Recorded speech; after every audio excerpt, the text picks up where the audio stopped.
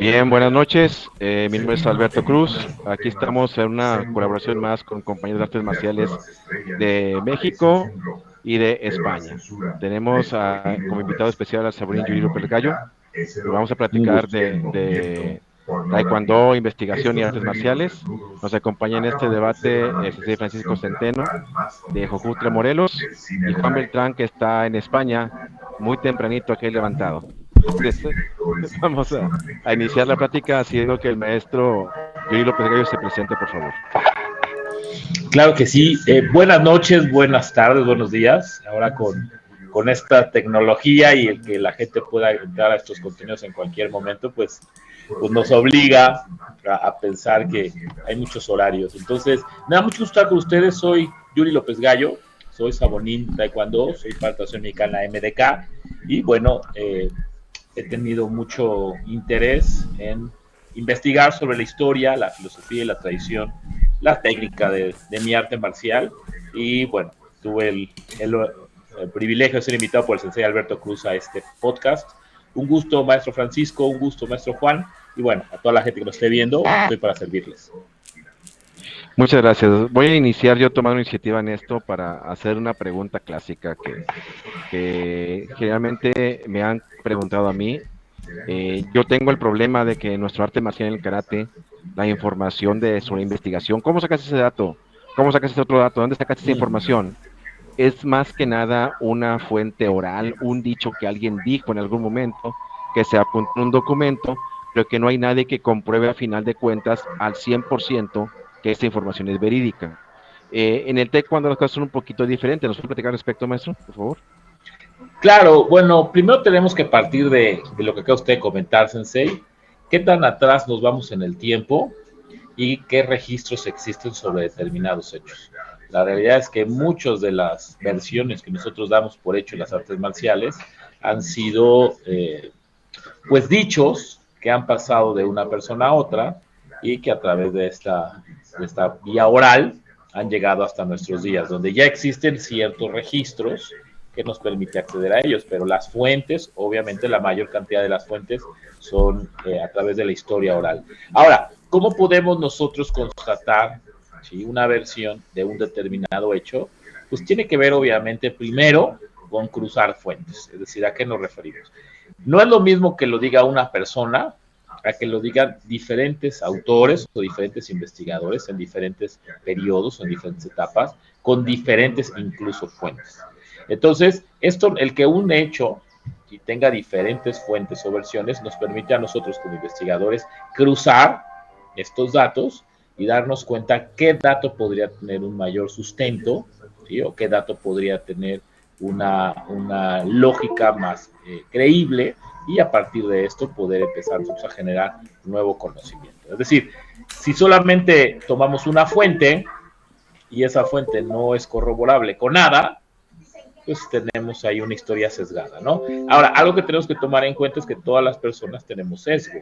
Es decir, no existe una investigación que no tenga un sesgo natural simplemente por las vivencias, la ideología o la manera de pensar del investigador.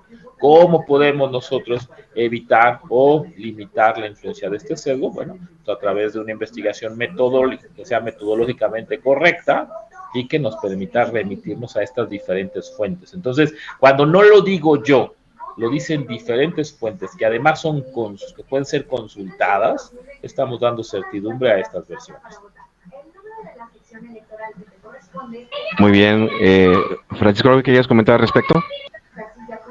Efectivamente, yo creo que una de las mayores dificultades en el arte marcial actual, y bueno, yo creo que en muchas disciplinas y conocimientos en general, es pensar que la historia ya está escrita, que una vez que hay una versión dada al público es la única, inamovible, y el pensar que, bueno, yo creo que es mejor pensar que la historia está viva y que se va construyendo y reconstruyendo una y otra vez cuando se encuentran estos registros cruzados. Pero yo tengo una duda, Sabonín, que es por la cultura asiática, tiende mucho a la leyenda, igual que en el pasado, tal vez mesoamericano, ¿no? Se tiende mucho a la leyenda, a cosas figurativas, más que datos históricos verificables. A cómo ha, eh,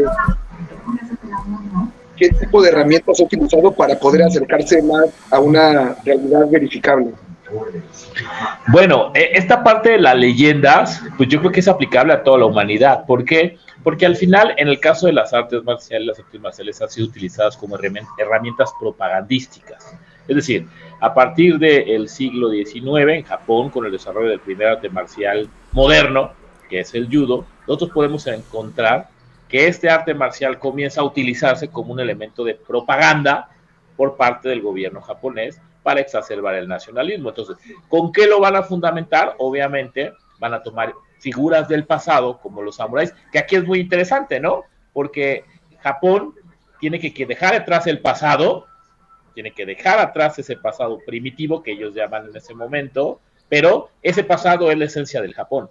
Entonces, ¿cómo puedo dejar atrás algo y además ensalzarlo? Bueno, es esta nueva herramienta que nos presenta la visión de los samuráis, el samurái honorable en el sentido occidental. ¿Estamos de acuerdo? Todos nosotros sabemos que si a un samurái, el daimyo le decía, tienes que ir a matar a esta familia, mata todo hasta los niños, el samurái iba y lo hacía. ¿Eso es honorable? Bueno, para ellos sí, porque él tenía una deuda con su daimyo y tenía que cumplir con su deber, por fuera la orden. Entonces nosotros lo escuchamos hoy y con nuestros conceptos del día de hoy decimos, bueno, es terrible que alguien fuera capaz de ir a matar a una familia y matar niños. Claro, hay que ponerlo en su contexto. Entonces, estas figuras del pasado comienzan obviamente a generarse o a crearse grandes leyendas que sirven además para unificar este sentimiento de superioridad nacionalista, ¿sí? O incluso de superioridad de mi propia práctica. Entonces, a todos nos gusta escuchar que nuestros grandes maestros eran capaces, pues estas historias de Murray Ueshiba, ¿no? Que él era capaz de esquivar las balas porque hubo un momento en donde le dispararon y él llegó a un nivel tan alto, ¿sí? De su desarrollo, de su espíritu, que era capaz incluso de esquivar las balas, como en Matrix, ¿no? Imaginémoslo como a Neo. Entonces, estas leyendas, por supuesto, van a estar presentes, pero no solamente en las artes marciales orientales, también van a estar presentes en los países occidentales, donde vamos a tener una historia creada a través de héroes. ¿Estamos de acuerdo? Los niños héroes, por ejemplo, si nosotros nos vamos a una historia revisionista aquí en México, pues es completamente distinto a lo que nos han contado, ¿verdad? Entonces, es muy complicado en este sentido, Sensei Francisco, porque al final lo que nosotros hacemos, sobre todo los occidentales, habla, por ejemplo, Jesse Enkman, que es bastante reconocido dentro del mundo del karate, que ha tenido la oportunidad incluso de viajar a Okinawa, de viajar a China, al final se encuentra con los mismos obstáculos que nosotros, que la historia ya pasó y que los únicos registros a los que se puede acceder son estos registros escritos, el día de hoy ya escritos, o estos dichos que cuentan los maestros, que les contaron sus maestros del pasado. Entonces, es muy complicado el poder llegar a determinar qué es cierto totalmente y qué no. Y de hecho, yo creo que es incluso hasta imposible. ¿Por qué? Porque siempre dicen que hay tres verdades, ¿no? Tu verdad, mi verdad y la verdad.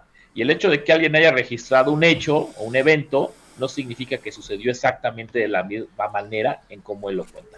Pero cuando nos vamos más atrás y empezamos a encontrar coincidencias, cuando empezamos a encontrar elementos que coinciden en diferentes versiones, podemos empezar a darle certeza a ciertos elementos. Por ejemplo, la técnica. Si hablamos del karate, sí podemos encontrar un desarrollo distinto entre los estilos que salen de la ciudad de Shuri y los estudios el estilo que viene de Naha. Es decir, técnicamente sí podemos encontrar vestigios que nos pueden guiar a través del tiempo para decir, bueno, estos estilos tienen elementos más chinos. Ah, bueno, ¿por qué? Porque se dice que el maestro que lo enseña a los alumnos que después convertían el Karate Do era primera generación en esa línea en Okinawa. Entonces, estos elementos hasta técnicos nos pueden permitir a nosotros el tener cierta certeza. Pero repito, cierta certeza, porque incluso en la historia moderna, ahorita en México, que estamos viviendo un proceso electoral, podemos ver que el mismo hecho, el mismo debate, es visto de manera completamente distinta de acuerdo a quién te cae bien. Entonces, si te cae bien uno, te cae bien el otro, el mismo dicho, el mismo debate y lo mismo todo va a tener diferentes interpretaciones. Entonces, es muy complicado, maestro Francisco, pero yo creo que ahí los investigadores lo que hemos hecho y tenemos que hacer es empezar a quitar un poquito el mito y buscar encontrar elementos más realistas, ¿no? Que nos permitan tener una versión más certera. Decíamos, la historia está viva, concuerdo contigo, versión más certera, porque nada nos evita pensar que el día de mañana habrá nuevos elementos que nos enseñen cosas que no conocíamos el día de hoy. Juan, ¿algo quieres comentar?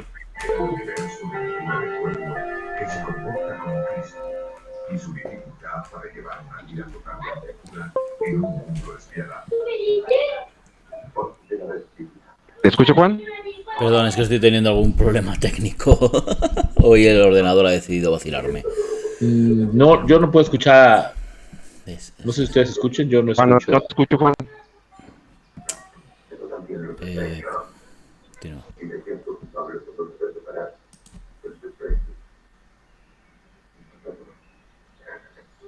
Bueno, parece que le aviso que tiene problemas con su audio aquí. ¿Me escucháis ahora? Ahí está ya. Es que por alguna razón en mi ordenador ya ha decidido vacilarme. Una licencia diplomática de ella. Es diplomática. No sus padres. No, ya está. Yo simplemente comentar cómo a veces lo complicado que es discernir entre la parte oral y la parte documentada, ¿no? Y lo complicado que es incluso en periodos muy cortos de tiempo, que nos pasa también en el karate. Supongo que en taekwondo pasa, bueno, en taekwondo por lo que veo pasa todavía más, de cosas que pasaron apenas hace 50 años, cómo la historia se ha tergiversado en tan poco tiempo, ¿no? Cosa que es claro. a mí personalmente me parece rarísimo, porque en otros ámbitos de la vida eso no ocurre.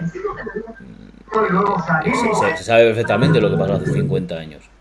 Pero en cambio en artes marciales, no sé si es por la costumbre que tenemos de no documentar las cosas o de llevar las cosas hacia nuestro favor, hacia nuestra escuela, hacia nuestro maestro. Cosas que apenas pasaron hace 40 o 50 años están completamente tergiversadas. Y es algo muy interesante. Yo creo que son varios factores, ¿eh? Yo creo que son varios factores. Uno, y hay que ser realistas, pocas personas del medio están realmente interesadas en investigar o en indagar un poquito más allá de lo que les ha dicho su maestro. Entonces ahora las redes sociales nos acercan a muchas personas y el principal argumento que podemos escuchar cuando alguien no está de acuerdo es que a mí mi maestro me dijo, ¿no? Entonces como su maestro se los dijo, pues es una verdad absoluta, ¿no? Es un dogma y eso ya no se puede hacer. Y creo que el Sensei Juan acaba de decir algo que es muy cierto.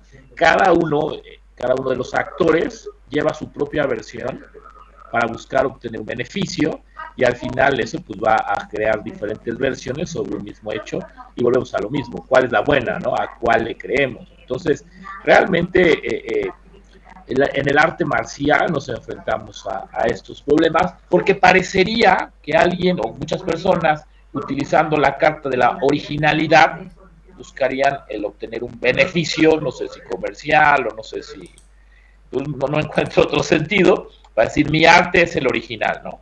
Y entonces la realidad es que, pues lo único cierto es que los artes marciales que hoy practicamos son un desarrollo realmente moderno, si hablamos del siglo, finales del siglo XIX, principios del siglo XX, con muchas modificaciones, claro, ¿sí? Pero que no tienen, no podrían entenderse sin lo que pasó durante el siglo XX, ¿no?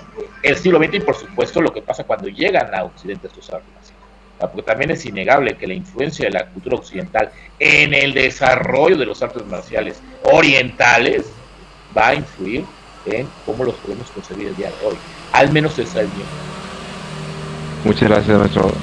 Quiero comentar una anécdota que me ocurrió durante la pandemia para enfatizar eso que acaban de comentar todos.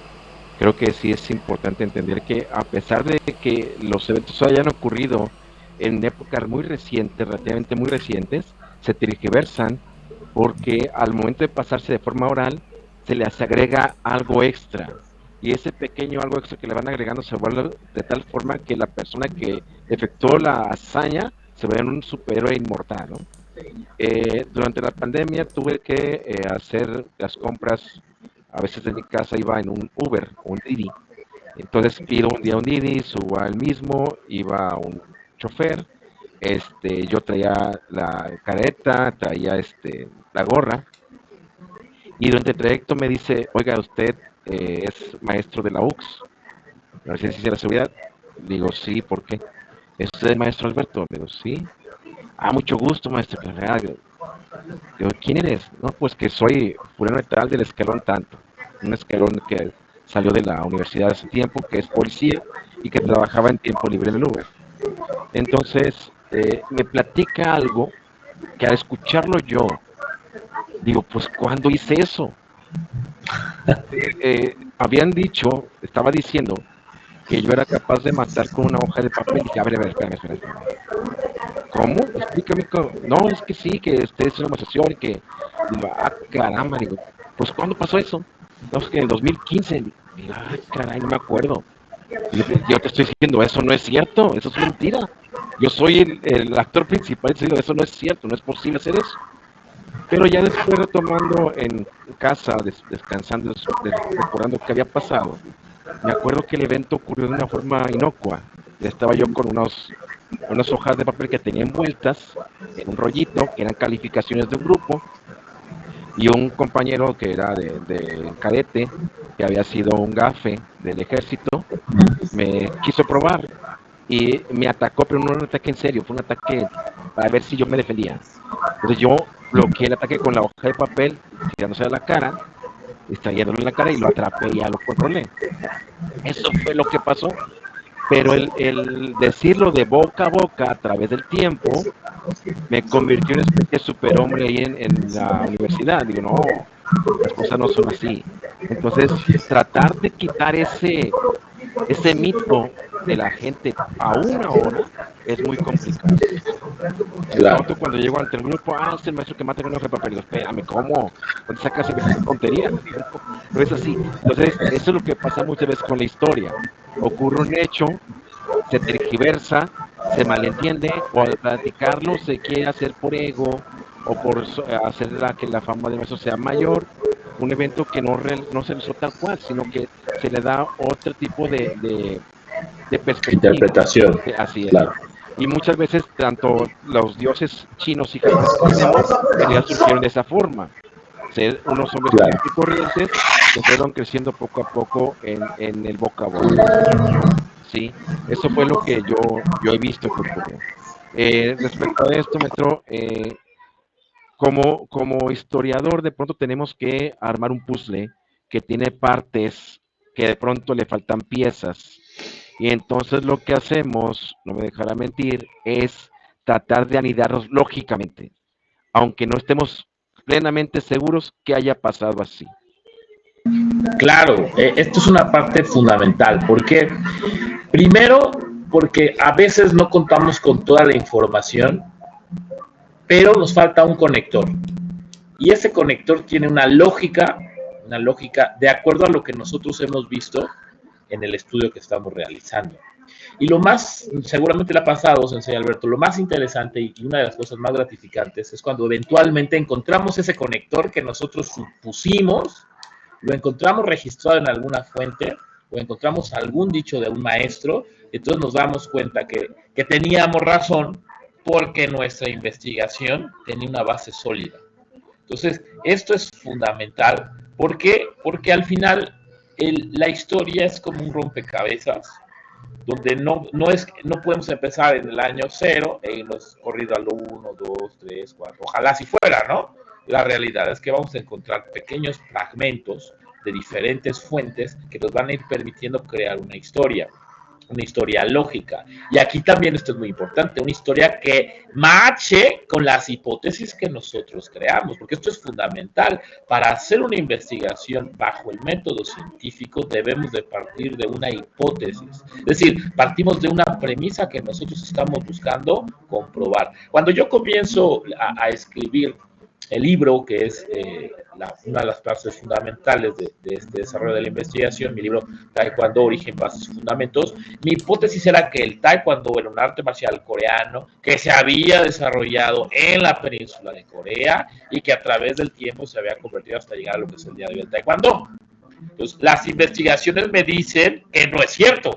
Es decir, cuando yo empiezo a investigar me doy cuenta que no es verdad, que no existen registros a través del tiempo del taekwondo o de alguna práctica marcial con los elementos del taekwondo en Corea hasta antes de 1945.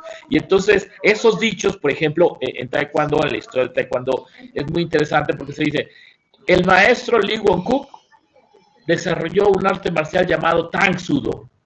Entonces, Tang Soo-do, la mano, ¿sí?, de China, el camino de la mano de China. Y entonces, ahí empezamos con es un arte marcial coreano. Pero después decimos, a ver, espera, Tang Soo-do, ¿y cómo se escribe ese Tang Soo-do? Con estos ideogramas. Pero estos son los ideogramas que utilizaban en Japón, dicho en Okinawa, ¿sí?, para nombrar el arte marcial de Okinawa, que primero llegan a Japón y después se cambian. Entonces, ahí viene una lógica, ¿no? Y entonces tú dices, pero ¿y los uniformes y las cintas y la técnica básica tan similar? Y entonces nos damos cuenta cómo nuestra premisa probablemente fue equivocada. Y entonces la refutamos y con base a estos hechos que estamos observando y que podemos nosotros registrar, creamos una nueva teoría, una nueva hipótesis o damos paso a nuestra hipótesis nula. El taekwondo es un arte marcial que se desarrolla en Corea con base en el karate do japonés, no de Okinawa, japonés. ¿Por qué? Porque el karate do de Japón de esas fechas ya tuvo muchas modificaciones al karate sin el do que se practicaba en Okinawa. Entonces, no podríamos decir, como dicen muchos coreanos, que el karate que llega al taekwondo es el karate de Okinawa, porque no es así. Llega el karate do de Japón, que tuvo una evolución en Japón durante 25 años, un periodo de 20-25 años, en el que adquirió o se japonizó de una manera muy importante. ¿Estamos de acuerdo, maestros? Por eso los maestros de taekwondo utilizan karategi, dobok, karategi. Ninguno entrena en shorts, ninguno entrena sin playera. Todos utilizan el sistema de cintas. ¿Eso qué nos dice? Que entonces tenemos un camino lógico que se logró a través de la refutación de nuestra teoría principal. Entonces yo creo que eso, maestro esencial Alberto, es muy importante, que partamos de una metodología de investigación que nos permita tener esa certidumbre. Y al final, pues nuestras hipótesis pueden ser refutadas por nuestra investigación, y eso no hace menos valiosa mi investigación, al contrario, me permite darme cuenta de que desde mi desconocimiento o ignorancia tenía una conceptualización completamente distinta a la que tenemos. Muy bien, pero ahí hablamos de pronto, porque me imagino que le pasó a usted como me pasó a mí, es dolorosa la verdad. De pronto darse cuenta, a ver, estoy siendo engañado, fui engañado, ¿fue a propósito o no fue a propósito? ¿Cómo lo vio usted, maestro? Sí, es muy complicado porque vamos rompiendo estas historias que nosotros, además, en serio, usted lo ha vivido, le fuimos contando a nuestros alumnos a través del tiempo. Es decir, yo le fui contando a mis alumnos todas estas historias, el uniforme es blanco porque era la ropa que usaban en Okinawa para dormir, y entonces, como los soldados, ellos no querían que los soldados los encontraran, pues traían la pijama, ¿no? Y después, a ver, espera, no es cierto. Eso no es cierto. Y yo se lo dije a mis alumnos de muchas generaciones que ya no están conmigo. Seguramente si escuchan mis redes sociales van a decir, oiga, usted nos contó eso. Entonces sí es doloroso, por supuesto. Pero yo creo que aquí hay una cosa que no debemos olvidar nosotros los occidentales, que tampoco deben olvidar los orientales, pero nosotros como occidentales es que nosotros sí podemos ver las cosas de una manera más fría. ¿Por qué? Porque no nos implica ni nos hace un cambio realmente en nuestra realidad. Los maestros coreanos, los maestros antiguos coreanos, los que sí vivieron la invasión japonesa, los que sí vivieron esas vejaciones, sí vivieron, o sus papás les transmitieron ese odio hacia Japón, pues tienen una razón para decir cero, nada que tenga que ver con Japón. ¿No? Había el general Choi, por ejemplo, que hablaba japonés, ya cuando él era una persona grande, ya con el desarrollo, ya odiaba a los japoneses. ¿No? Cuando él estuvo viviendo en Japón y los saludaban, hay una historia en Argentina de que un maestro japonés de karate lo saluda y el general Choi lo ignora, cuando el general Choi sabía hablar japonés. Entonces, podemos entender que hay esos odios que nosotros no compartimos. Y entonces comienza a ser doloroso esa parte, pero también se vuelve complicado el decir, yo voy a hacer la cara que va a romper con la creencia de muchas personas, pero también seguramente lo han vivido maestros, que esto también se vuelve un impulso.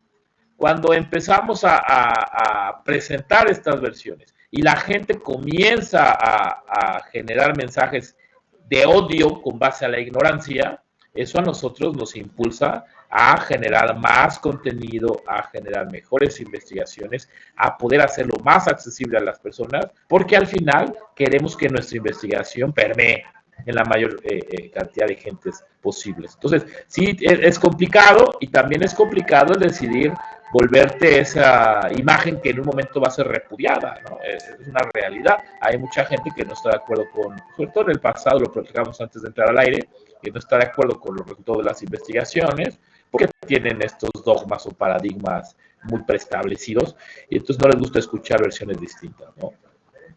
¿Algo que quieras comentar, Risco? Sí, iba más o menos por lo que estaba comentando al final, entonces haré otro comentario. En lo personal, la investigación, eh, no comencé a investigar exactamente para ser comunicado a alguien más que a mí y tal vez a mis más allegados alumnos. Entonces se convierte más bien en una especie de placer personal el conocer ese pasado, el intentar desentrañar esos pequeños misterios, el tener esos libros, el devorarlos, el saborearlos. Eso se convirtió más bien en un placer personal, más que en una necesidad tal vez de darla a conocer. Que ha llegado el momento que de una u otra manera lo estoy haciendo, pero nunca tuve esa necesidad o no me nació como al parecer el empezar con un libro y una investigación así, o fue algo parecido, hubo un proceso, o desde el principio usted sabía que quería investigar y propagar esa información. Yo creo que ahí, Sensei Francisco, es interesante, mucho tiene que ver también el perfil de cada uno de nosotros. Entonces mi perfil era académico, yo estaba en ese momento terminando, bueno, no terminando, estaba desarrollando mi tesis de doctorado, que era un tema que a mí en lo personal no me llenaba, pero sabes que el resultado de un doctorado es presentar una investigación, al final el doctorado es enseñarte a investigar para generar un nuevo conocimiento. Justo en ese momento me invitan, mi hermano que es historiador, me invitan a participar en el desarrollo de un libro sobre el deporte, sobre la historia del deporte, y bueno, obviamente como taekwondo digo, voy a hacer algo sobre taekwondo. Ahí mi premisa era el taekwondo es un arte marcial coreano que nació en Corea y todo es coreano. Entonces, sí, cuando yo comienzo esta investigación, sí tenía el objetivo de convertirse en un elemento de divulgación. Es decir, era un artículo que iba a formar parte de un libro académico, de un libro indexado, que iba a dar una versión para poder ser impreso, ¿sí? En su momento dado a conocer. Eso me llevó después a escribir mi libro. Es decir, de este artículo en un libro indexado, es que yo procedo a escribir mi libro. Entonces, sí, mi visión sí era la de plasmar la investigación en un material, ¿sí? Que permitiera su divulgación. ¿Sabes? Yo creo que te digo, como tú sabes, Sensei Francisco, depende mucho de la orientación y de lo que estés buscando, ¿no? Porque hay gente como tú que lo hace como una cuestión personal y que después el tiempo, la experiencia, la edad, pues te genera el conocer gente como el Sensei Alberto, te genera esa necesidad de comenzar a comunicarlo. Entonces, pero en mi caso fue así como se dio y entonces, bueno, fue un paso natural, ¿no? Y te puedo decir que lo mejor que me pudo haber pasado a mí, ¿por qué? Porque yo publico este libro en el 2019 y todos sabemos qué pasó en el 2020. Entonces, es decir, a mí me permite, cuando viene la pandemia, a mí me permite tener una base sólida para comenzar a dar a conocer, ¿sí? Los resultados de mi investigación. Entonces, pues vaya, yo tuve en ese sentido, tuve esa suerte. Juan, ¿algo quieres comentar?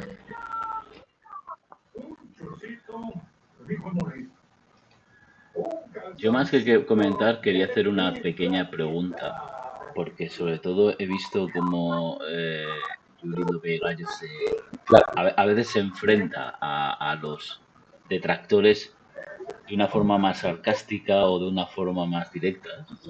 Entonces, ¿cuál sería para vosotros la forma más adecuada, sobre todo ahora en el mundo este que vivimos tan caótico de las redes sociales? Precisamente, ya no solo de decir lo correcto, de decir, mira, es que esto verdaderamente con estas pruebas pasó así, sino de intentar pelear, por decirlo de alguna manera, contra la opinión general que a veces crea verdaderos extremistas de esa opinión.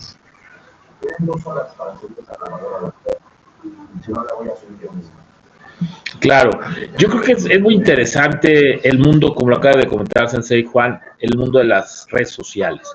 ¿Por qué? Porque pone al mismo nivel, no estoy usando el ejemplo por mí, es un ejemplo genérico, pone al mismo nivel a un premio Nobel, ¿sí? Una persona que no sepa nada de un determinado tema. Y la realidad es que el problema de este acercamiento es que nosotros, sobre todo, bueno, hablo ahora sí ya de manera personal, como seres humanos, a veces cometemos ciertos errores. Entonces, ciertos errores, por ejemplo, de engancharnos, ¿no? Que también tiene que ver con la madurez. Entonces, yo estoy convencido de que estoy en un proceso de crecimiento, estoy en un proceso de madurez, donde muchas veces, a veces es más conveniente ni siquiera contestar. Así tendría que ser muchas veces. Sin embargo, como seres humanos, hay momentos en que nos agarran en nuestros 3 minutos o dicen algo que no estamos completamente de acuerdo y tendemos a contestar. Entonces, mi maestro ha tenido muchas conversaciones conmigo, yo todavía tengo la ventaja de tener a mi maestro y me ha contado esta parte de que debo de aprender a no poner la parte visceral, ¿sí? En el momento de realizar ciertas respuestas. Pero es una lucha que estamos viviendo, ¿eh? Es una lucha que estamos viviendo, algo que tenemos que entender y yo lo he dicho siempre. Yo no soy un santo y no podría tampoco darme esa posición. Entonces, muchas veces esta parte humana pues genera este tipo de respuestas y de controversias, ¿no? Pero al final yo creo que lo que no debe faltar o nunca tendría que pasar es esa línea de faltar el respeto entre las personas que en teoría pues nos dedicamos a esta parte de la disciplina marcial, ¿no? Pero sí, es una lucha permanente y de todos los días, ¿no? Hay que aprender, yo creo que a ignorar muchas cosas para poder evitar caer en errores. Pero vaya, el día a día, ¿eh? El día a día, ¿cuántas carreras se han terminado por errores en las redes sociales, errores de comunicación? Sí, es muy común. Y hablando de este tema, maestro, la situación con los colegas de Taekwondo, ¿cómo fue recibida? Eso es bien interesante porque lo comentaba con el maestro Francisco. Todo fue coyuntural y aquí es donde realmente lo comentaba hace un momento. Cuando comienzo yo con este proyecto de divulgaciones en la pandemia, recordarán ustedes que en el 2020, cuando nos dan la orden de encerrarnos, pues vivíamos en las redes sociales. Realmente nos la pasábamos todo el tiempo en las redes sociales.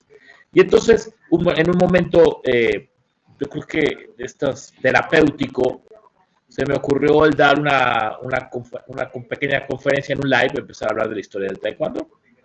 Uno de mis alumnos en la universidad que se dedica a todo el trabajo de manejo de redes sociales, la ve, le contactó a mí en Facebook y me dice, oiga, tendríamos que hacer algo diferente, vamos a hacer algo para potencializar su imagen y que su alcance sea mucho mayor.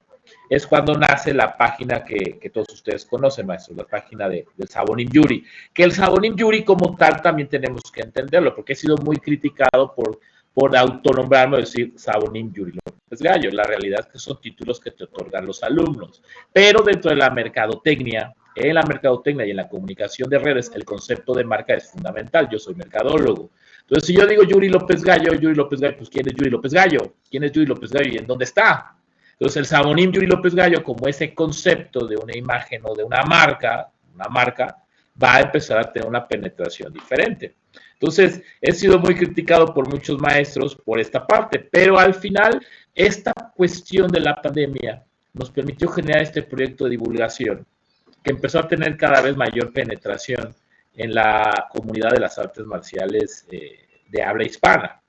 Y en ese momento, conforme había mayor penetración, pues también había mayor resistencia a los dichos que comenzaba a través de, que comentaba como resultado de mi investigación. Y parafraseando o retomando una frase de Schopenhauer que decía que la verdad, una nueva verdad, al principio va a ser ridiculizada, después va a tener una oposición, va a enfrentar una oposición feroz, y al final va a ser aceptada como si fuera lo más obvio del mundo.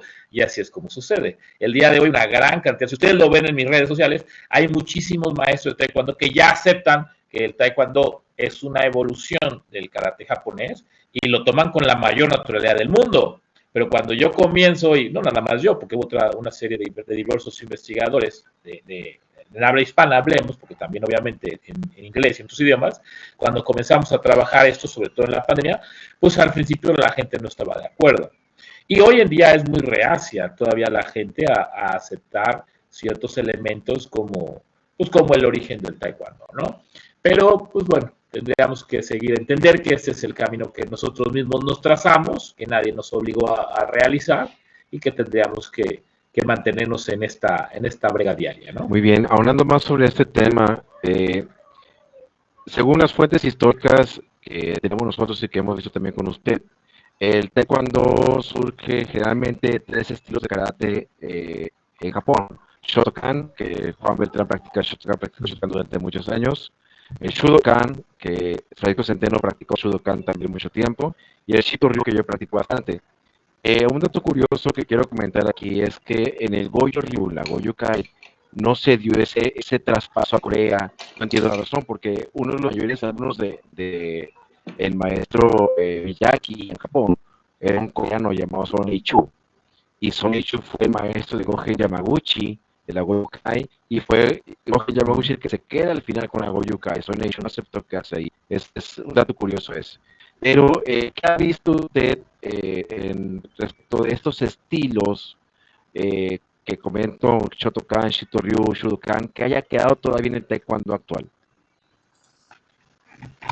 Claro, y es muy interesante. Primero tendríamos que definir, Sensei, que no hay un estilo único de taekwondo. Así como no hay un estilo único de karate, no hay un estilo único de taekwondo. Podemos encontrar al menos agrupados 3 estilos fundamentales. Uno sería el estilo de Corea del Sur, el estilo oficial, que es el ahora conocido como taekwondo de Kukkiwon y de la World Taekwondo, el que vemos en los Juegos Olímpicos. Ese es un estilo que va a tener su mayor influencia en el karate Shotokan y en el aspecto deportivo del karate Shitoryu. Esto es muy interesante. ¿Por qué? Porque el aspecto, el bagaje técnico más importante viene de Shotokan, en cuanto al aspecto de las formas, por ejemplo, en cuanto al aspecto de la técnica, pero el empuje del Shitoryu y del Shudokan, del combate libre, va a ser el elemento al final diferenciador. Del otro lado está el taekwondo de la ITF, que tiene una base muy clara del karate Shotokan, eso es completamente innegable. Y hay otra línea que podemos catalogar como taekwondo independiente, que es la línea a la que yo pertenezco, que tiene muchos elementos de Tang Soo Do. Es decir, yo te puedo decir que mi organización, la Asociación Mexicana Mudo Kwan, nosotros hacemos todas las formas del sistema Shotokan, con excepción de los Pionans, que mis alumnos saben por cultura. Sí, pero si vemos Naihanji, Cholgi, Basai, Balse, Kankudai, todas estas formas, nosotros las practicamos con el nombre que daba el maestro Funakoshi antes de rebautizarlas, con el nombre que se daba en Okinawa, pero son las mismas formas. Entonces, tenemos esos elementos que todavía el día de hoy compartimos, ¿no? Esto es algo innegable. Y bueno, elementos como el uniforme, como el sistema de grados, las cintas, ¿no? Incluso el hikite, ¿no? O el jalón de la mano, que es muy característico del arte marcial del karate japonés o okinawense. Podemos verlo dentro del desarrollo de las técnicas modernas del taekwondo. Entonces, nosotros le damos sonjabi, ¿no? Pero ¿qué es lo interesante? Lo interesante, maestros, es que a través del tiempo se han perdido y creado nuevos sentidos a movimientos que se comparten. Por ejemplo, hablamos del hikite, ¿no? El hikite nos supone que nace así como una manera de sujetar a mi adversario para tener un control sobre él, ¿Estamos de acuerdo? Es decir, el hittera yo lo controlo. ¿Por qué? Porque si se mueve, pues no voy a tener la distancia adecuada para golpear, etcétera, etcétera, ¿no? Yo voy a controlar la situación.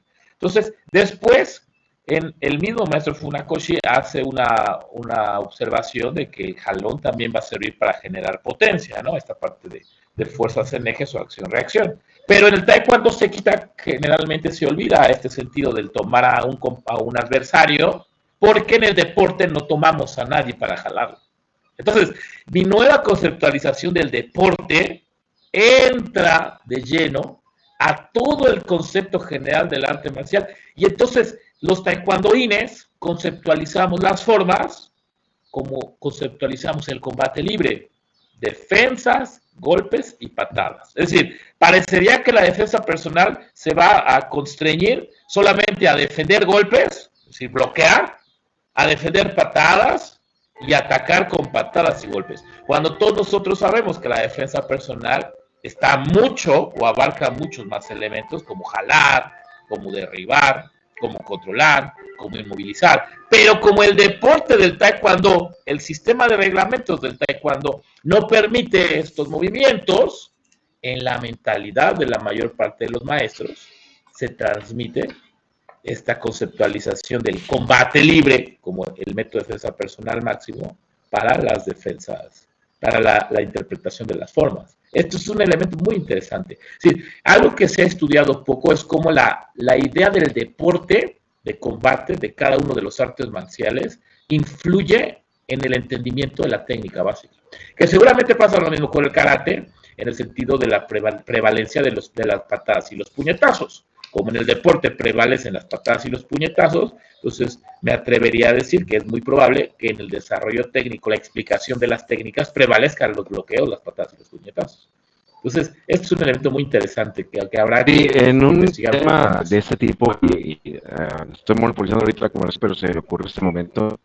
Ya hemos hablado por ocasión, Juan había hecho la pregunta de que por qué hay mucha prevalencia del puño en algunas técnicas en detrimento de otras. Y bueno, lo que pasa es que en realidad, si vamos a las antiguas de Okinawa, el puño no es prevalente. Es una parte de las técnicas que Claro. hay, pues, la mano abierta, la forma de cuchillo y más. ¿Qué sucede? Que el deporte japonés es más seguro golpear con puño cerrado que golpear con la mano abierta. Por eso entonces las katas en Japón se cambiaron a más uso del puño que la mano abierta. Esa fue la excepción. Porque ahora, ahí Juan. Claro.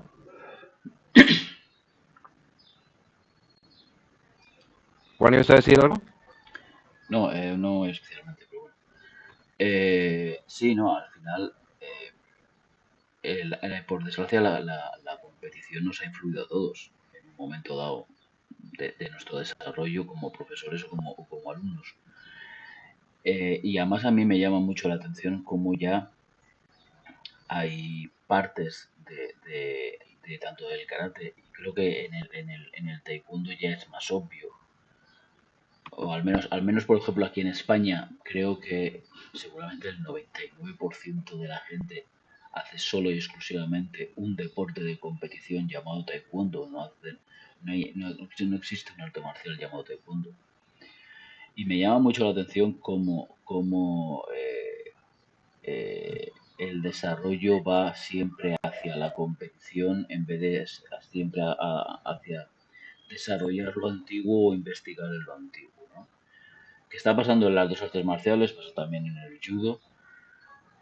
Y cómo, y eso es quizás una pregunta que también quería hacer, ¿por qué tanto desarrollo? Porque, por ejemplo, incluso creo que en taekwondo se han ido cambiando las formas y ha llegado un momento en el que en el taekwondo, digamos, olímpico, ya no se parecen las formas absolutamente nada a las antiguas, pero es que incluso creo que ha habido como varios grupos de formas diferentes. Entonces, no entiendo la razón, Claro. no entiendo además Sí. por qué, qué sentido tienen esas formas y al final se convierten solamente en por exhibición.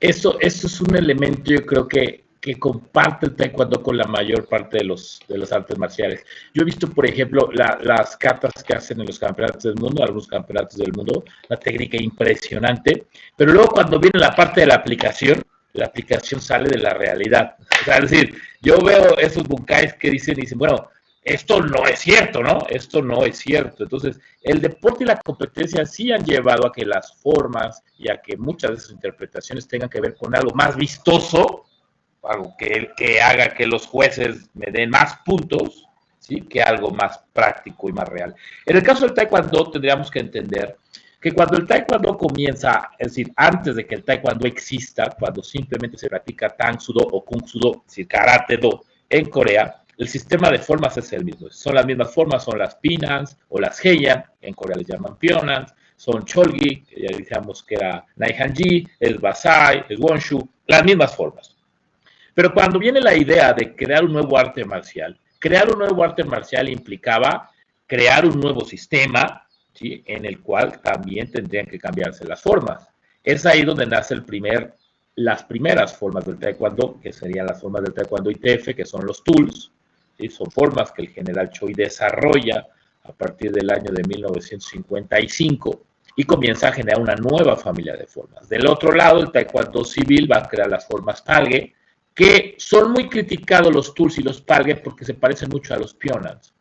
Es decir, si usted por ejemplo saben los pinans o heians, o no sé qué nombre les den ustedes en sus sistemas, pero estas formas son exactamente iguales a los pionans del tang soo do o de subak do.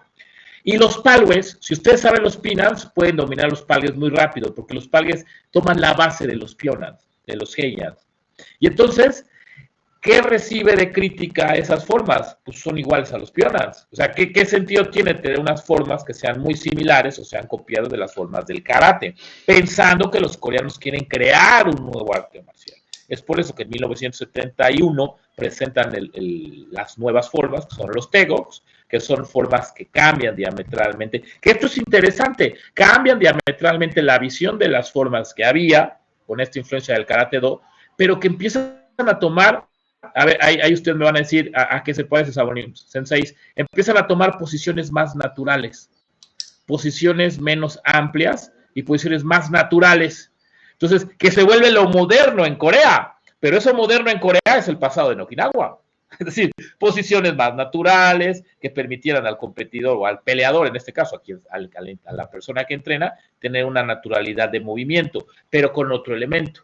Se intenta que las nuevas formas del taekwondo estén relacionadas con el deporte del combate del taekwondo, que en ese momento era la carta con la que iba a diferenciarte el arte marcial de Corea de todos los demás artes. Y si somos realistas, maestros, más allá de todo lo malo o bueno que se puede hablar del deporte, ese deporte olímpico del taekwondo es lo que le ha dado al taekwondo una penetración tan grande en el mercado de las artes marciales de Occidente.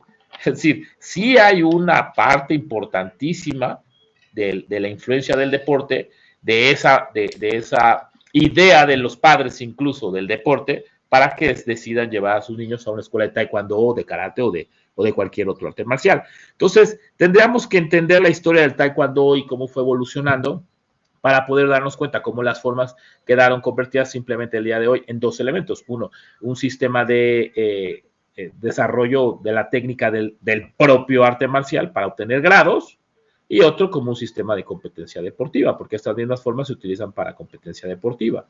Entonces, podemos ver muchachos que son primeros danes que hacen las formas de novenos dan, cuando es un sinsentido. ¿Estamos de acuerdo? Es un sinsentido que una forma de noveno dan sea practicada por un jovencito de primer dan. Pero como se usan para competir, entonces ya cualquiera las aprende, porque tienes que saberlas para competir. Entonces, estamos viviendo que el deporte, que desde haber sido lo más importante en el desarrollo del taekwondo, hoy se está volviendo un elemento que tenemos que aprender a limitar, ¿sí? Dentro del taekwondo para no perdernos en la simple práctica deportiva. Francisco, ¿algo quieres comentar? Así es, entre más entreno, más tengo acceso a nuevos conocimientos, y al mismo tiempo, entre más acceso tengo a nuevos conocimientos, también llegan a modificar hasta cierto punto mi manera de entrenar, de conceptualizar mi arte, de entrenarlo, de practicarlo, de ejecutar ciertos movimientos, de, de ejecutar las aplicaciones de defensa personal. Eh, entonces, mi investigación está íntimamente relacionada con mi práctica. Su investigación lo ha llevado a modificar su técnica. ¿Hay alguna meta? ¿Hay algo que haya sucedido o que va a suceder? Sí, esto es interesante, Sensei Francisco, porque no solamente a modificar o a entender la técnica de una manera distinta, sino a entender el por qué estamos haciendo este entrenamiento y que hay diferentes objetivos en la práctica del arte marcial. Cuando nosotros hablamos históricamente de las artes marciales, cualquiera que ustedes me digan, si nosotros nos vamos y nos quitamos esta idea romántica de que las artes marciales eran para la guerra, ¿por qué? Porque si nosotros nos vamos a Japón y nos vamos a China, nos vamos a dar cuenta del desarrollo armamentístico que existía. Es decir, los chinos buscaban la guerra a largas distancias, tenían carros de combate, tenían lanzas, si nos vemos las armas chinas nos vamos a dar cuenta son armas de combates a distancia. Entonces, eso nos dice que la práctica del arte marcial sin armas como tal estaba limitada. ¿Estamos de acuerdo? En Japón, el samurái, claro que aprendía jiu-jitsu, pero el jiu-jitsu era su plan B en caso de que sus armas perdieran su efectividad. Entonces, primero tendríamos que partir de cómo nace el concepto de las artes marciales que hoy conocemos, hablando de las artes marciales sin armas, y cuál era su objetivo. En Okinawa, la famosa prohibición, estaban prohibidas las armas, pero los nobles, existen registros que nos dicen que los nobles tenían acceso al uso de espadas y que algunos de esos nobles pudieron entrenar en el clan Satsuma, como muchos historiadores hablan de Matsumura. Entonces, podemos darnos cuenta que si empezamos a quitar esta parte, las artes marciales, históricamente, sí la defensa personal como fin, la defensa personal, pero también podemos ver que en China las artes marciales tenían un sentido de entrenamiento o desarrollo físico y que estaba internamente ligado con la medicina tradicional china. Es decir, no podemos hablar del Tai Chi Chuan y separarlo del Qigong. ¿Estamos de acuerdo, maestros? No podemos hablar de los puntos vitales y separarlos de la medicina tradicional china. Entonces, las artes marciales han tenido diferentes objetos o diferentes objetivos de su práctica a través de la historia. No, cuando hablamos de defensa personal con un niño, yo creo que la mayor o la mejor defensa que le puedo enseñar a un niño es que tenga una concentración plena, una conceptualización plena de su realidad, que tenga valores, que sea inteligente, que sea valiente.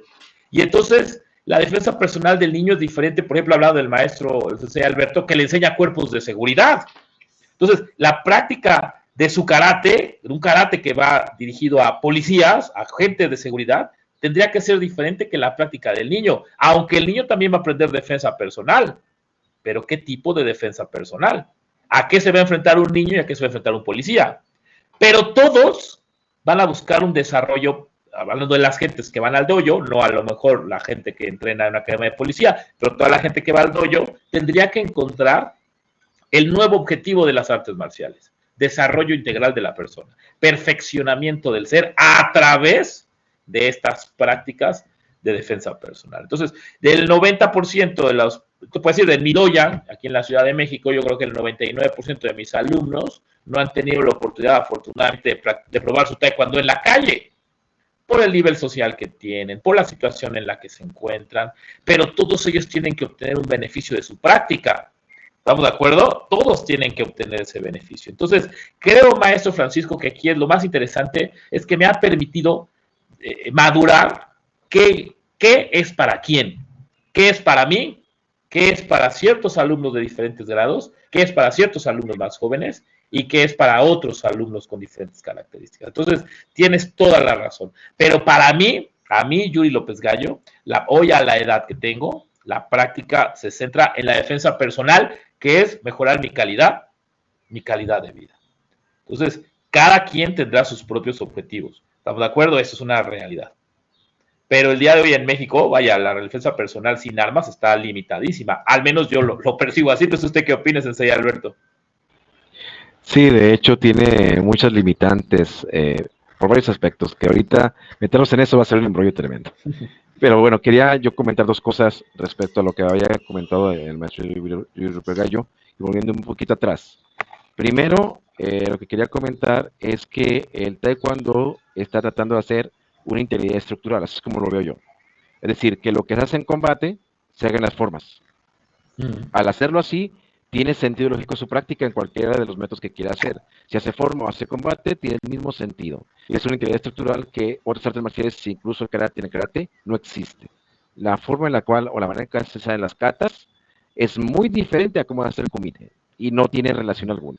Entonces, ahí es un problema que tiene el karate hace mucho tiempo. Es el primer tema que quería comentar. Y el segundo es comentar lo siguiente. No sé si usted consciente, maestro, pero las formas que ustedes tienen en el Tang Soo Do, las formas antiguas del karate que se vieron en el Shotokan, mucha gente las ha criticado, de pronto karatecas los han criticado porque el karate sigue evolucionando. Pero ustedes se quedaron con la versión antigua de Funakoshi. Es decir, el ritmo que ustedes imprimen en sus formas, al hacerlas, Palsec, Chogi, al hacerlas, se está haciendo el ritmo que se hacía en los años 50 en el karate de Funakoshi. ¿Sí? Eso es algo que a lo mejor no se había dado cuenta, usted no lo había tomado en consideración. Porque las cartas como hacen ahora, Palsec, Basaidai o Chunki, cualquiera, Teki, ya se hacen en formas diferentes, el ritmo es diferente porque ha cambiado, o sea, ha sido su evolución. Y en el taekwondo quedaron estancadas en el tiempo. ¿Qué opina al respecto? Es muy interesante y fíjate que sí tienes toda la razón. Y esta parte de mantener esta técnica inamovible tiene que ver con el objeto de la práctica, que eso es fundamental. Cuando nosotros nos preguntamos, ¿para qué practicamos las formas? Cuando un alumno me dice, ¿por qué tengo que practicar las formas? Lo primero que le decimos es por disciplina. Es decir, por disciplina. Es decir, tú tienes, ¿qué es disciplina? Orden. Hacer lo que tienes que hacer cuando lo debes hacer. Esa es una manera muy simple de entender la disciplina.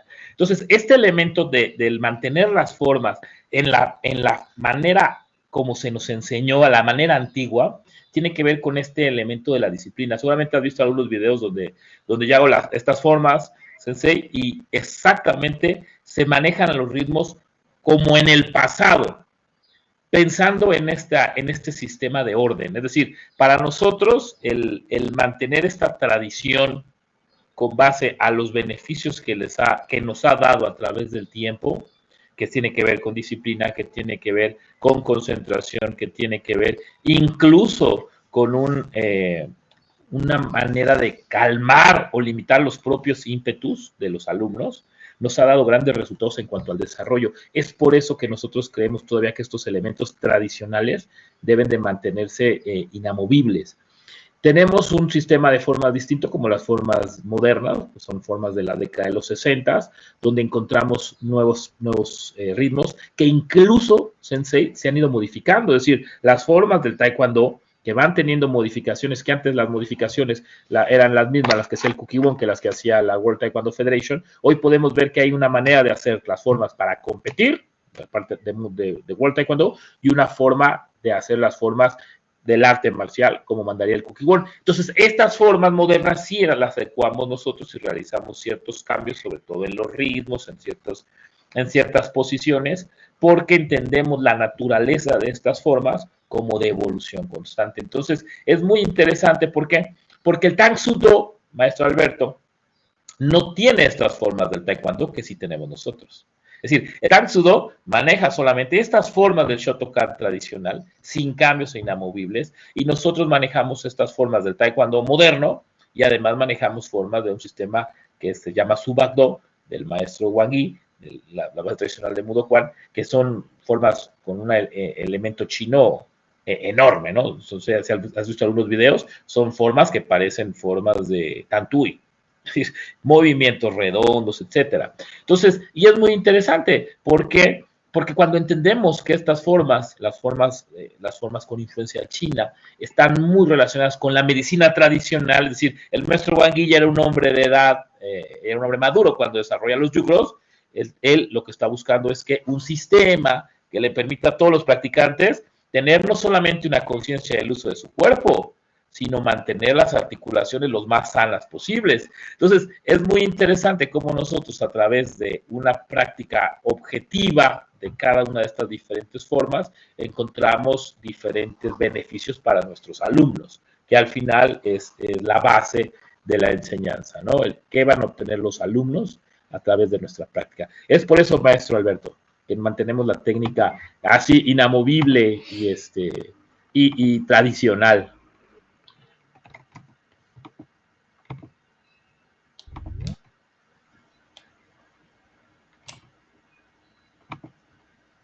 ¿Ahí me escuchan, senseis? Ah.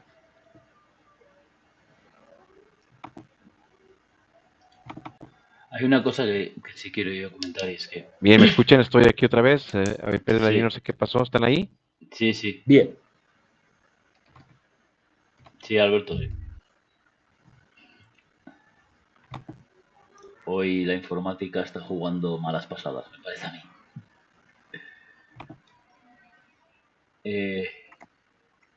Una de las cosas que Malas sí... pasadas. A ver, ¿me escucháis?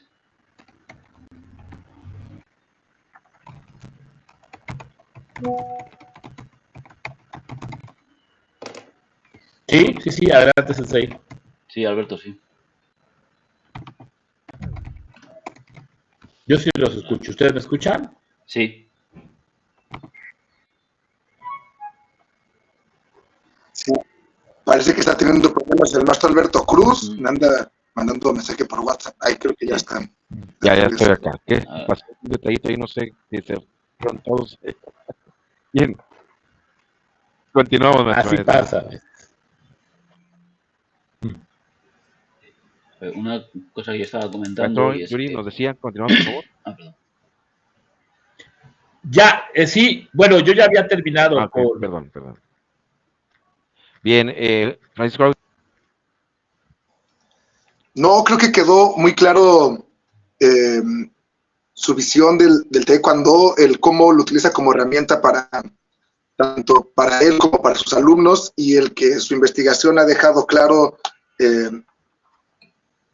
qué es para quién, en qué momento.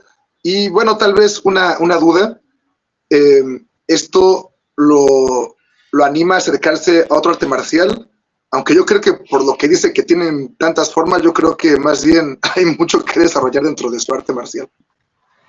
Sí, es complicado. La realidad es que los tiempos a veces son los que no te permiten, ¿no?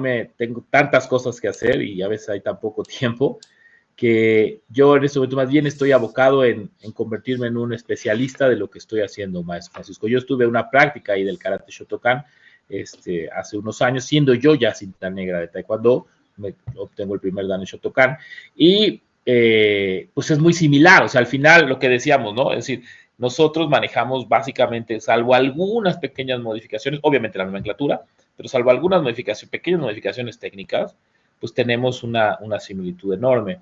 Entonces, es muy, ahorita para mí es metas muchas, tiempo poquito, ¿no? Pero vaya, al final estamos inmersos en esto y ojalá algún día se pueda dar. Gracias, Juan. ¿Algo quieras comentar ya para cerrar? Bueno, una de las cosas que estaba diciendo antes es que quizás el desarrollo sobre todo del ritmo y de la forma del karate ahora ha venido en los últimos años muy condicionada por la competición, ¿no? Entonces, romper con eso es complicado. Yo solamente, así como para terminar, una cosa, pues Alberto sabe que yo llevo un tiempo enfrascado en una investigación sobre Neihanchi y sobre otros elementos, y me ha llamado mucho la atención como yo soy un gran, para mí mi libro favorito de karate es el Kyohan de Funakoshi, ¿no? Para mí es el que marca prácticamente el desarrollo de su karate hasta el año 1975, y cómo he encontrado elementos, sobre todo en formas de Tanshudo, que es lo que más he podido acceder a través de YouTube, cómo se han conservado elementos del karate de Funakoshi en el Tansudo que han desaparecido incluso en el Shotokan. Y que permanecen todavía en el taekwondo más moderno. Hace poco vi una forma de taekwondo de WT, o sea, de taekwondo olímpico, y como por ejemplo ellos hacían el suto, la parada con el canto de la mano, la hacían desde aquí, y la mano esta iba hacia adelante, ¿no? Que es muy característico del karate de Funakoshi, ¿no? Eso actualmente en el Shotokan no existe, ¿no? Y me llama mucho la atención cómo ciertos elementos han perdurado en otro arte marcial, y en cambio en el que se supone es herencia de un maestro, han desaparecido completamente, ¿no? Como el desarrollo va en caminos muy diferentes, pero hay elementos puntuales que siguen conectando con lo antiguo, ¿no? Por mucho que haya gente que se niegue a esa conexión.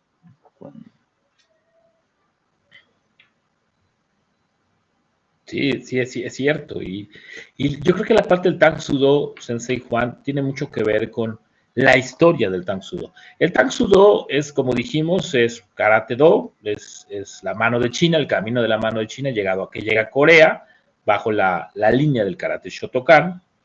Y luego el maestro Wang Yi, que él no fue alumno del maestro Guillen Funakoshi, él dice que a través de libros comienza a aprender este sistema de karate Shotokan.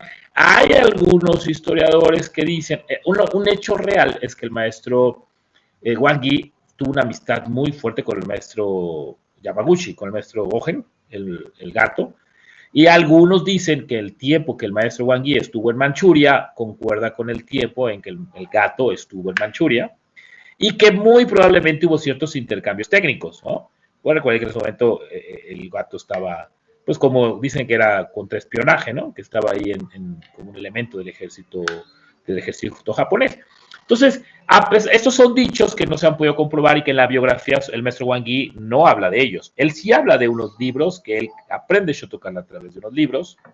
Y aquí, fíjese, maestro Juan, qué interesante, porque aprende el de los libros y mantiene la técnica que aprenden de los libros. Pero en 1965-66 se da el primer gran rompimiento de Mudokan. Esta escuela que no tenía línea directa con Shotokan, pero que mantenía el sistema Shotokan de una manera muy pulcra, y hace que estas escuelas de Tang Sudo, que el día de hoy tenemos escuelas de Tang Sudo, todas ellas vienen de la línea de Mudokan, pero que se quedan sin maestro en la década de los final de la década de los 60, inicios de la década de los 70. Entonces, en el momento en que ellos se quedan sin maestro, ¿cuál es su carta fuerte de desarrollo? Mantener la tradición.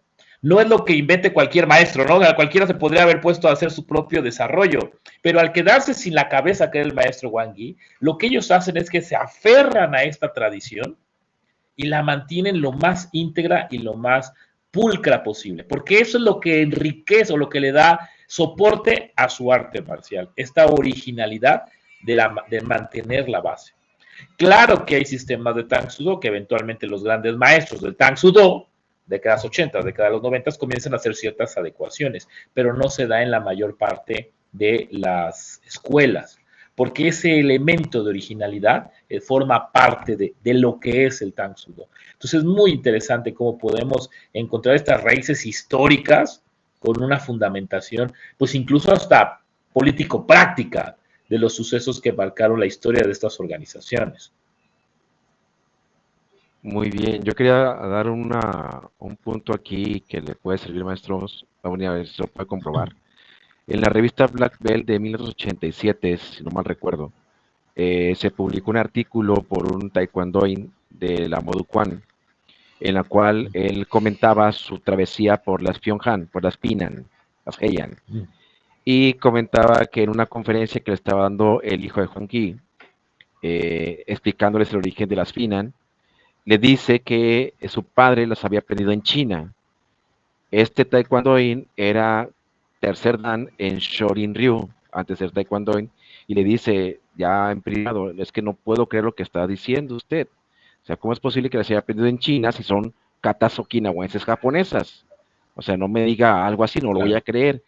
y el que dice que después de tanto insistirle y seguirlo hasta el hotel, que en el hotel le dijo, ¿sabes qué? Mira, lo que pasó es que ahí estaba Gogen Yamaguchi y las aprendió de él y Gogen Yamaguchi le regaló un libro a mi padre y ese libro era el Karate Do Kyohan y que de ahí sacó las secuencias de movimientos. Como retroalimentación, yo me quedaba un poquito fuera de balance y iba a ver, espérame, Gogen Yamaguchi es de Goyokai, como traía un libro de Shotokan. Y resulta que Gogen Yamaguchi, antes de ser de la Goyokai, había entrenado Shotokan con Gishin Funakoshi. Y en la época que estuvo en Claro. Manchuria, Yamaguchi era Shotokan. Entonces, esa es una historia que viene en la revista Black Belt que, que corrobora lo que usted está comentando. Sí, entonces, Sí, no sé si ahí Juan me puede decir en qué año se creó el Karate de Kyohan.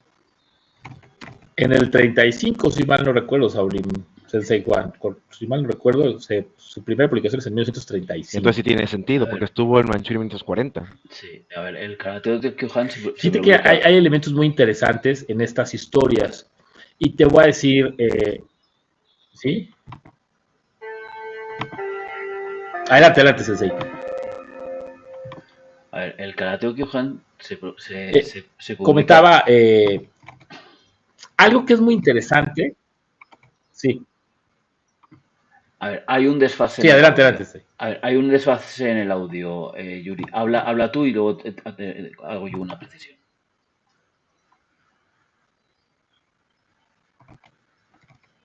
Sí, sí que coméntenos sobre la fecha. Iba usted a decirnos la fecha de publicación del Karate Kyohan Sensei y a partir de ahí nos vamos, si le parece bien. A ver, el Kyohan se publica en el año 1935. Entonces, hay una cosa que a mí me Sí, gusta, 35. que Sí, creo sí, es que hay correcto. que hacer una apreciación. Cuando se habla de karate Shotokan, tenemos que hablar del karate de la chica, quizás a partir de la muerte, después de la muerte de Funakoshi. Año 1957, me parece que eso, 56, ahora mismo estoy en duda. Entonces, eh, antes de esas fechas y sobre todo en la época, digamos, post Segunda Guerra Mundial, hay que hablar del karate de Funakoshi, no de karate Shotokan, porque si no podemos entrar en términos que pueden confundir a la gente. Y es que el karate de Funakoshi, comparado con el karate Shotokan ya en los años 60, tiene poco o nada que ver a nivel técnico, muchas veces.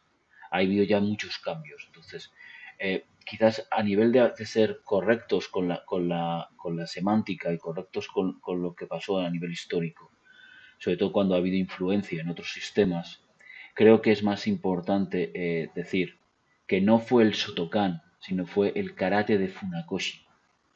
El Shotokan es posterior, es simplemente esa apreciación. El Shotokan quizás viene 20 años después. Es un periodo muy corto de tiempo, pero creo que es lo suficiente como para que ya ciertos elementos como la altura de las posiciones, la forma de nombrar ciertos katas, el número de katas e incluso el objetivo de la práctica cambiasen completamente dentro de lo que sería la línea de Funakoshi que deriva en el Shotokan. Esa es la apreciación que quería hacer.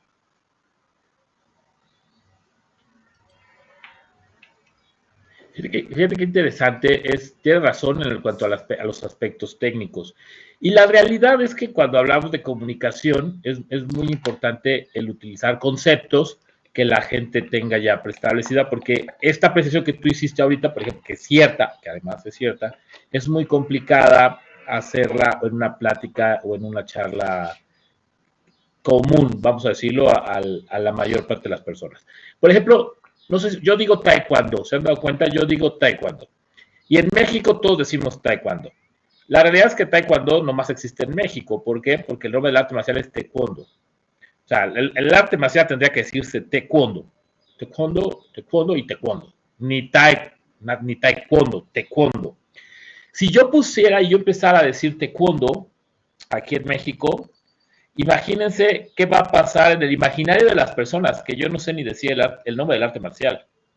Y como yo no puedo decirle a cada persona que conozca, no, espérate, lo que pasa es que el coreano se escribe en Hangul, que se romaniza al inglés, entonces Tai, en realidad es Te, y entonces el Quan. Entonces, este tipo de constructos que nosotros ya tenemos y manejamos, nos generan estos manejos que a veces no son tan exactos, como dice el Sensei Juan, hablando del karate Funakoshi o del karate Shotokan. Lo que es muy interesante, y aquí me gusta mucho, Sensei Alberto, que podamos hacer estos cruces, es que los nombres que aparecen en el karate do Kyohan de las formas, por ejemplo, ¿cómo le llama a Basai, el maestro Funakoshi en el Kyohan? Oh, sí, a ver. O a Nai Hanchi. Ahorita lo va a sacar sí. Juan, pero es Pasai. O las pionas, ¿no? A ver, los pionas creo que ya les llama Heians, ¿no? No, a ver, en el Kyohan los nombres son ya los nombres modernos, excepto en Nai Hanchi, que lo llama... Modernos, esa es la clave. En vez de Nai Hanchi lo llama, Kibadachi. Esa es la clave. Entonces, son los nombres modernos. Sí que en los textos anteriores sí mantiene los... Porque esta es una clave fundamental.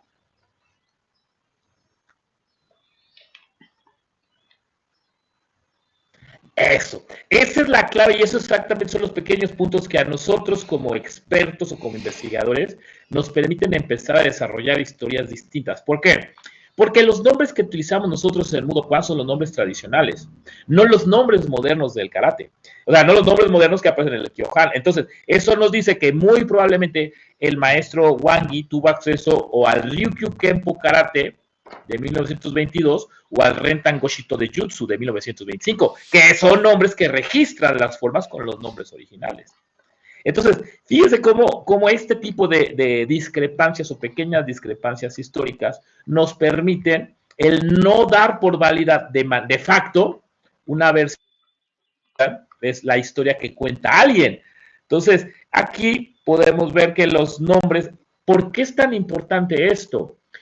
Porque el maestro Wangi, cuando escribe sus libros, él a todas las formas les da un origen chino.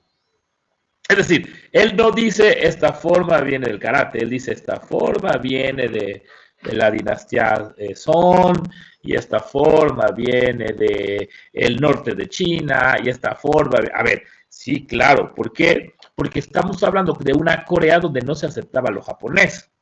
Entonces, lo que hace Wangi es, de un libro japonés, toma los nombres originales y lo fundamenta históricamente llevándoselo a China, que en ese momento Corea y China no eran tan enemigos, ¿no? Como lo iban a hacer años después, cuando viniera la guerra de Corea, ¿no? Entonces, es muy interesante porque ahorita platicando con ustedes a mí me permite enriquecerme, que es lo que decíamos, seguir cruzando historias, seguir cruzando versiones, y nos permite entender ciertos elementos. ¿Por qué el maestro Wangi no, si él dice que ya aprendió de un libro, ¿por qué no simplemente decir, fue tal libro y pues, de Karate Do y tan tan?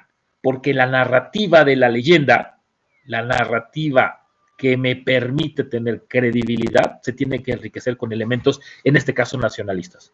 Yo esto lo aprendí de karate, pero es una forma que viene de China.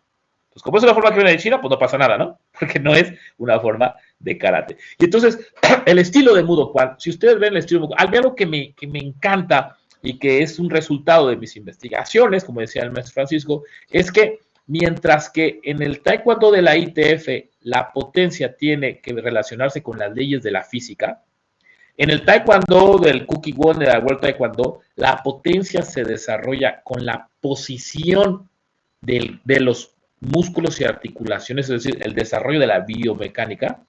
En el taekwondo tradicional, en el Tang Soo Do o Subak-do, la potencia viene del desplazamiento del ki. Entonces, ¿cómo el mismo concepto, dar un golpe y generar la mayor potencia, puede tener diferentes fundamentaciones de acuerdo a la visión de su creador? Que al final yo creo que todas se suman. O sea, es decir, tú puedes tener el mayor ki del mundo, pero si no logras utilizar a tu favor las leyes de la física, el desplazamiento de la masa, etcétera, pues vas a perder la potencia máxima que puedes desarrollar. Lo mismo sucede con el cuerpo. Si no logro tener una posición óptima tanto de la dirección de fuerza de mis articulaciones y de mis músculos, pues voy a perder esta potencia. Entonces, es muy interesante, pero la visión de cada arte marcial va a ir de acuerdo a los intereses de su fundador. Entonces, son cosas muy interesantes que también lo vemos en el karate seguramente. Y bueno, al final, esta riqueza técnica nos permite a todos el ir, pues, como tal, ¿no? Creciendo en la práctica del arte marcial.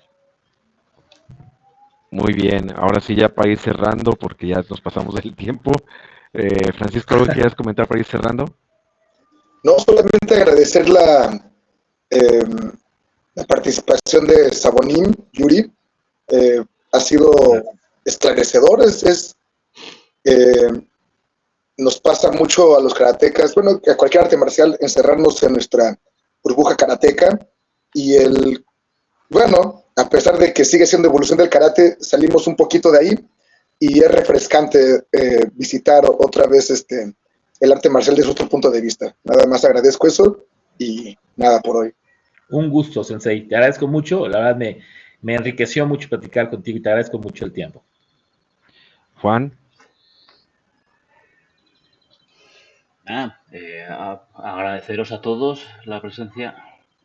Aquí ya ha amanecido, afortunadamente. Y nada, simplemente... He pensado 5 veces qué hora es allá. Pues son las 7 de la mañana, 7:20 ahora mismo.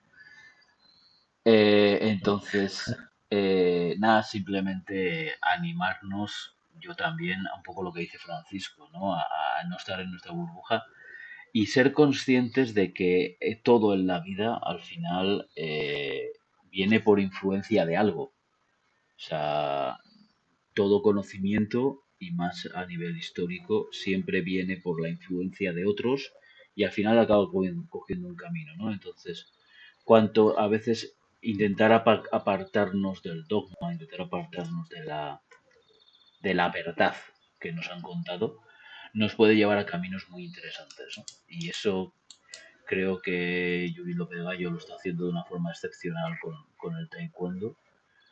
Y aparte hay que tener valor para hacerlo en una comunidad a veces tan estricta como es la de las artes marciales, ¿no? Y tan cerrada. Así que nada, simplemente eso. Animarnos a seguir pensando, creo que era McCarthy, ¿no? El que decía fuera de la caja, ¿no? Fuera de los cánones habituales y para adelante. De acuerdo. Te agradezco mucho, Sensei Juan, un gusto, ¿eh? La verdad, esta última parte fue, híjole, yo creo que a todos nos emociona cuando empezamos a agarrar los libros y empezamos a ver estas fuentes y te agradezco mucho, un gustazo y gracias porque yo sé que no fue fácil, empezamos en la madrugada de España y pues es domingo, entonces pues vete a dormir, yo espero que todavía puedas dormir un ratito, porque si no va a estar todo el día, que no te van a aguantar nadie, ¿eh? Un gusto, mucho gusto, Sensei Iván. Muchas gracias por la plática. Muy bien, para terminar, Sensei, muchas gracias, Francisco, muchas gracias, Juan, por el apoyo. Sobre todo, Sabonín, muchas gracias por toda la información que nos dio ahorita y pues a darle seguimiento a sus redes sociales y sus libros. Porque voy a colocar aquí en este video se publica en YouTube, en los comentarios, la dirección para que puedan contactarlo a usted, cualquier duda que tengan, o también para la situación de sus libros. Le agradezco mucho, Sensei. Sabes que te aprecio, sabes que cuando tú me invites a algo, con todo gusto voy a estar ahí presente, que tengo mucho respeto, y te mando un fuerte abrazo. Cuídate mucho, Sensei, me da mucho saludarte y muchas gracias por todo siempre. Muchas gracias. Estaremos en México allá en agosto, si Dios quiere. Ahí lo estamos viendo. Pues nos vemos por acá, va a ser un gusto saludarte. Hasta luego, Sensei. Muchas gracias. Saludos a todos. Gracias por su tiempo.